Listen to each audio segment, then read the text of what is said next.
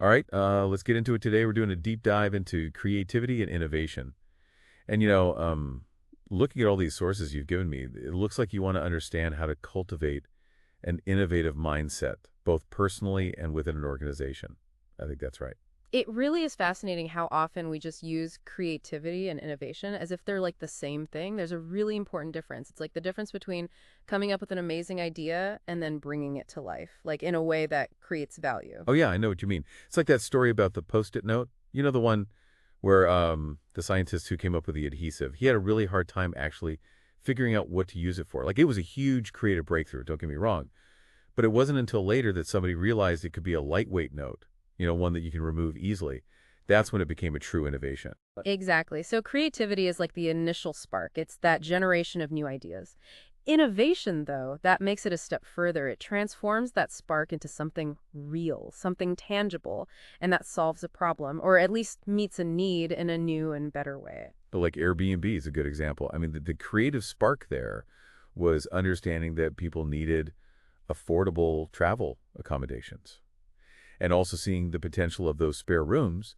But it was the innovation of building a platform that made it super easy for travelers and hosts to connect that made it take off, like a global scale. You got it. And if we really want to understand the difference between creativity and innovation, we can look at From Strength to Strength by Arthur Brooks. He talks about fluid intelligence, which is like our ability to come up with new ideas, and crystallized intelligence, which is our ability to use our knowledge and experience to solve problems. So creativity is like that fluid intelligence, the raw potential, but innovation needs crystallized intelligence. It's knowing how to take those ideas and bring them into the world. So it's like having this amazing melody in your head, but then actually writing and producing a hit song that everyone loves. One's the creative spark, and the other is the innovative execution. I like that. That's a great analogy. And, this leads to another point. We tend to think about progress as just the straight upward trajectory, but Adam Alter, in his book Anatomy of a Breakthrough, says it's much messier than that, especially when we're talking about innovation. He even says that Eastern philosophies understand that progress is filled with sticking points and setbacks. So instead of getting discouraged when we hit those roadblocks, we should actually see them as opportunities to grow and have breakthroughs. Yeah. Just think about the development of the electric car. It took decades for people to accept it as a good idea. There were just so many technological limits, not to mention a lack of infrastructure, but the innovators stuck with it, worked through the challenges, and now electric cars are changing the car industry. Wow.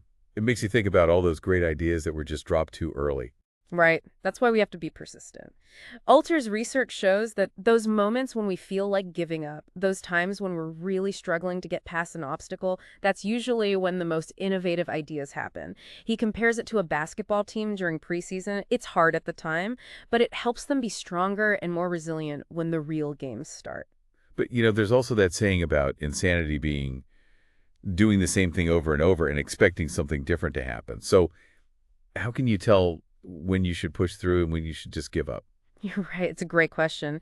And it brings us to something super important, knowing when to quit. And that's something people don't talk about enough. In her book, Quit, Annie Duke says it's a skill that's often ignored.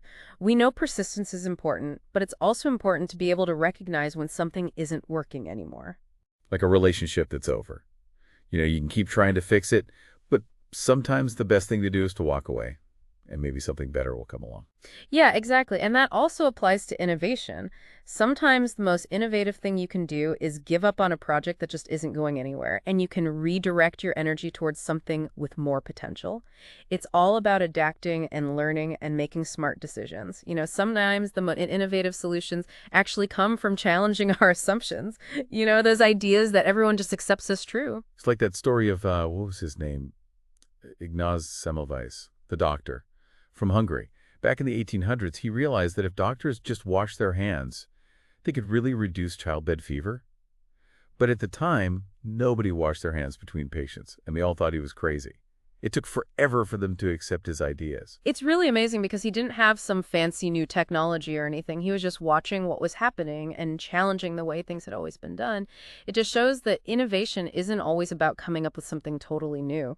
Sometimes it's about seeing things in a new way, questioning the way things are. So how do we develop that zebra hunter mindset, the ability to find those hidden opportunities and then challenge the assumptions we've all been making. Well, one important thing is to look for diverse perspectives. Adam Alter says that in Anatomy of a Breakthrough, he says that people who are new to a field often have the most groundbreaking insights because they aren't limited by conventional wisdom.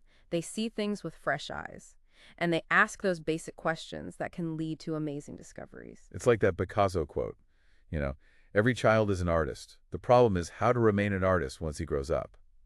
We're all born with creativity and curiosity, but we kind of lose it as we get older. I agree, and that's why it's so important to be around people who think differently than you do so you can challenge your own ideas and be open to new ways of looking at the world. Right, so instead of always going to the experts in our field, we should look for different perspectives, people who might see what we've missed. That's it. And another really important ingredient is what we call recombination. Taking ideas that are already out there and combining them in new ways. Like that saying, there's nothing new under the sun, only new combinations of the old. Oh, I like that. It reminds me of how the Swiffer was invented. Procter & Gamble was trying to come up with a better mop, and they were stuck thinking about the traditional kind with a bucket and wringer. It wasn't until they started thinking differently and combined disposable wipes and a lightweight handle that they got the Swiffer. And it changed everything. Yeah. And it can be surprisingly simple. Think about the Van Moof Bike Company.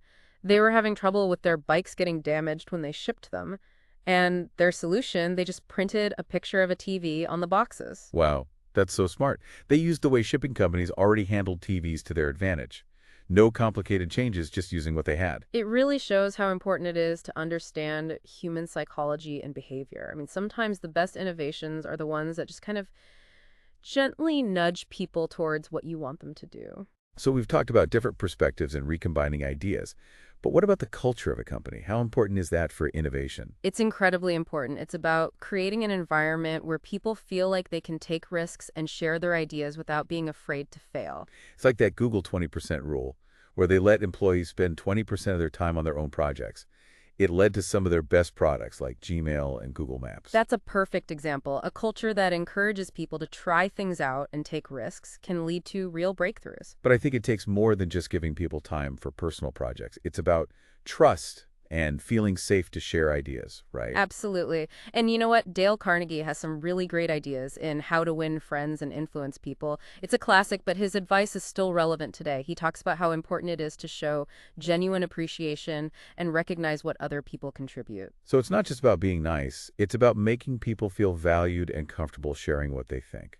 You got it. When people feel appreciated and respected, they're more likely to share their ideas and take those creative risks that can lead to big breakthroughs. And that's where leadership comes in. Like that saying, people don't leave bad jobs, they leave bad bosses. A bad leader can totally kill creativity before it even starts. Right. The leadership engine makes the point that the best leaders are also good teachers. They help their team develop and create opportunities for them to grow and learn. Oh, that reminds me to Bill Walsh, the coach of the San Francisco 49ers. He was a great strategist, but he was also a fantastic teacher. Everyone knew he prepared carefully and paid attention to details, and he was so good at helping his players improve. He created a culture of excellence and innovation, and the 49ers become one of the best teams ever. That's a perfect example. A leader who teaches and helps others can create a culture where innovation thrives. It's not about having all the answers yourself. It's about helping others learn and grow and contribute their best ideas. Okay, so we've talked about culture and leadership and mindset. Are there things organizations can do to be more innovative? Like concrete steps? Absolutely. One thing is to create specific time and space for innovation, like Google's 20% rule.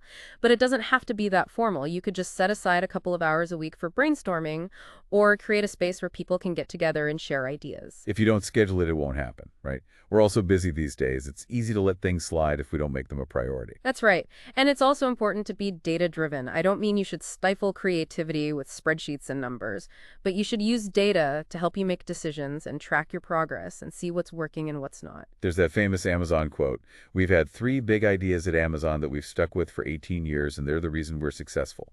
Put the customer first, invent, and be patient." They're definitely all about invention, but they also really understand their data. Yes, data can help us understand our customers better and see what they need and even track how well our innovations are doing.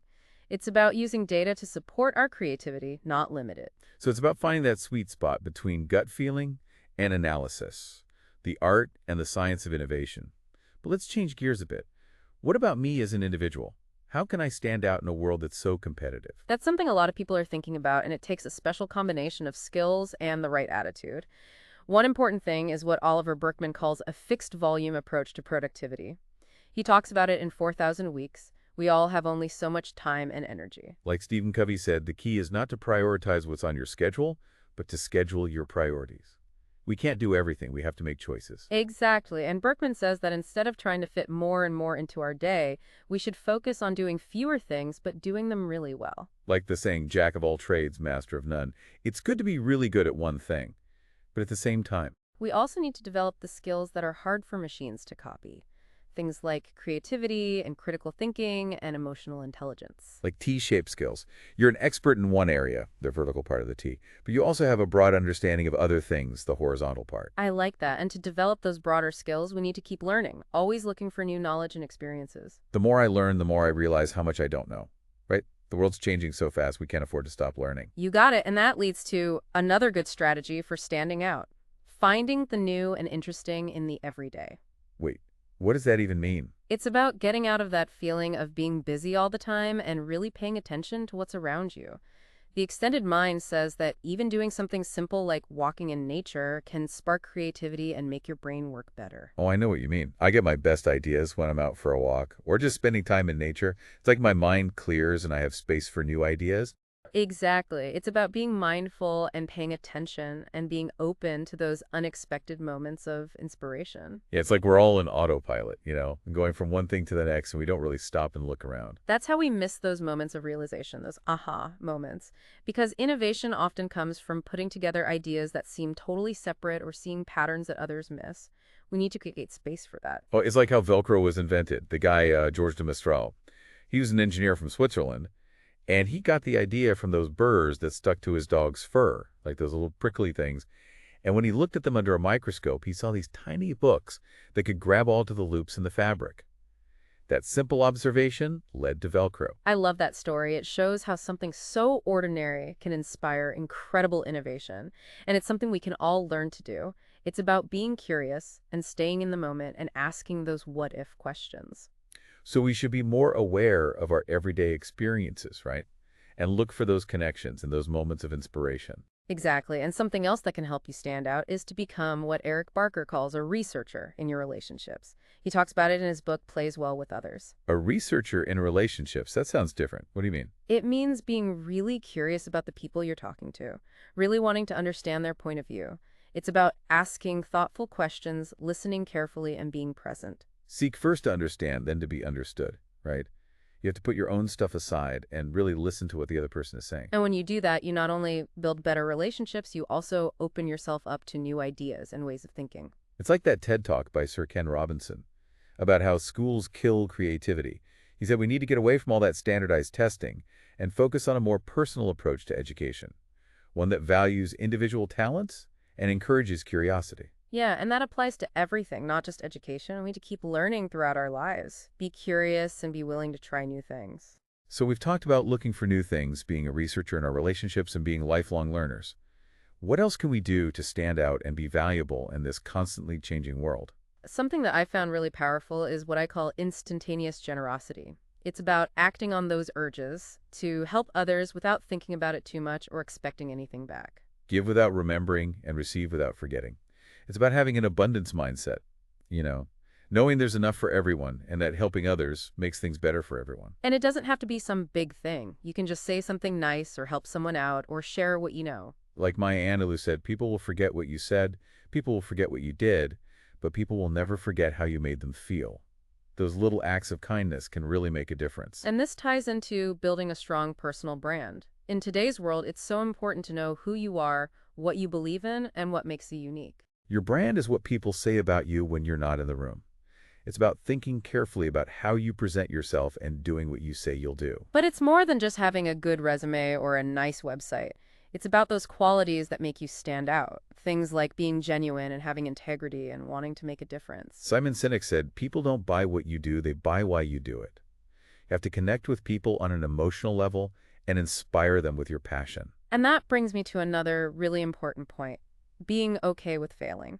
A lot of the greatest inventions came from people who were willing to try things out, take risks, and learn from their mistakes. Like Thomas Edison. I have not failed. I've just found 10,000 ways that won't work. Failure isn't a bad thing. It's how we learn and get better. Exactly. And that's what Carol Dweck calls a growth mindset in her book, Mindset, The New Psychology of Success. It's the idea that we can always learn and improve. So instead of seeing failure as a sign of weakness, we should see it as an opportunity to grow. Absolutely. And this is important not just for us as individuals, but for our workplaces too. A company that embraces failure and sees it as a chance to learn is more likely to be innovative and successful. Look at Amazon. They have that saying, our culture is friendly and intense, but if push comes to shove, we'll settle for intense. They're not afraid to try new things, even if they might fail big. But they learn from those failures, and that's how they've become so innovative. It's a great example. A company that's willing to experiment and learn from mistakes can achieve amazing things. Wow, this has been such a great deep dive. We've talked about creativity and innovation from so many angles. Personal, organizational, practical, philosophical. And the main thing to remember is that innovation isn't just for special people. It's something we can all learn and develop. It's about being curious, questioning things, being open to new ideas, and having the courage to try things and learn from our mistakes. It's not just about having great ideas. It's about bringing those ideas to life in a way that makes a difference. Exactly. And This is Marketing, Seth Godin says, your job is to live a life worth talking about. So get out there and innovate and leave your mark on the world. I love that. And remember what we talked about from Get It Done, the empathy gap. Try to really understand the people you want to help. What are their needs, their wants? What are they struggling with? How can you use your creativity to make their lives better? That's what real innovation is all about.